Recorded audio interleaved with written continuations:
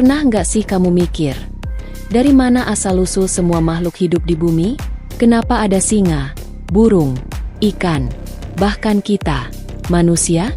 Apakah semuanya selalu ada dari awal? Atau ada proses panjang di balik itu semua?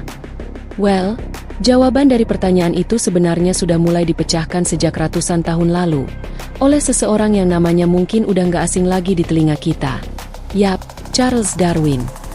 Jadi, Charles Darwin lahir di Inggris tahun 1809. Dari kecil, Darwin sudah tertarik banget sama alam. Dia sering jalan-jalan di hutan, mengumpulkan serangga, dan belajar tentang tumbuhan. Tapi siapa sangka, hobinya ini ternyata menjadi kunci untuk salah satu teori paling penting dalam sejarah sains. Pada usia 22 tahun, Darwin mendapatkan kesempatan emas. Dia ikut dalam ekspedisi HMS Beagle selama 5 tahun mengelilingi dunia. Ini perjalanan yang luar biasa. Di sini Darwin menemukan banyak hal menarik yang akhirnya membawanya pada ide yang revolusioner, teori evolusi. Teori evolusi pada dasarnya menjelaskan bahwa semua makhluk hidup yang ada sekarang berasal dari nenek moyang yang sama, tapi berubah secara perlahan-lahan dari generasi ke generasi melalui proses yang disebut seleksi alam. Darwin menyadari, hewan yang punya ciri-ciri yang membuat mereka lebih kuat dalam menghadapi lingkungan mereka, punya kemungkinan lebih besar untuk bertahan hidup dan meneruskan ciri-ciri itu ke anak-anaknya. Ini yang dinamakan survival of the fittest.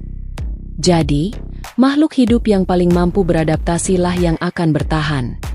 Salah satu momen penting yang membantu Darwin menyusun teorinya adalah kunjungannya ke Kepulauan Galapagos. Di sini, Darwin melihat banyak spesies hewan yang sangat mirip, tapi sedikit berbeda di setiap pulau. Salah satu contohnya adalah burung finch.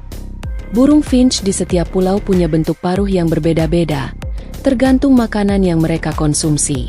Ini memberi petunjuk kuat pada Darwin bahwa hewan-hewan ini mungkin punya nenek moyang yang sama, tapi berkembang sesuai kondisi lingkungannya masing-masing. Tapi, nggak semua orang terima teori ini begitu aja. Ketika Darwin menerbitkan bukunya yang berjudul On the Origin of Species pada tahun 1859, banyak banget kontroversi yang muncul, terutama dari kalangan gereja. Di zaman itu, kebanyakan orang percaya bahwa semua makhluk hidup diciptakan secara sempurna oleh Tuhan.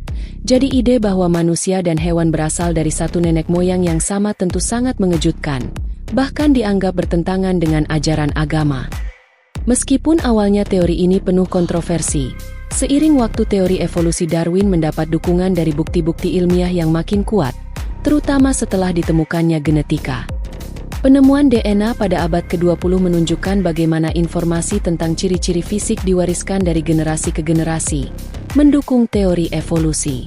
Saat ini, teori evolusi menjadi dasar bagi banyak bidang sains, mulai dari biologi, kedokteran, hingga ekologi. Teori evolusi nggak hanya menjawab pertanyaan besar tentang asal-usul kehidupan, tapi juga membuka pintu untuk pemahaman lebih dalam tentang bagaimana makhluk hidup berinteraksi dengan lingkungan mereka. Dan walaupun teori ini penuh kontroversi di awal, sekarang sudah jadi salah satu landasan utama sains modern. Jadi, itulah kisah tentang teori evolusi. Sebuah gagasan revolusioner yang mengubah cara kita melihat dunia dan memahami posisi kita sebagai bagian dari alam. Seru, kan? Kalau kamu suka video ini, jangan lupa like, subscribe, dan bagikan ke teman-temanmu. Sampai jumpa di video berikutnya dengan cerita sains yang gak kalah seru.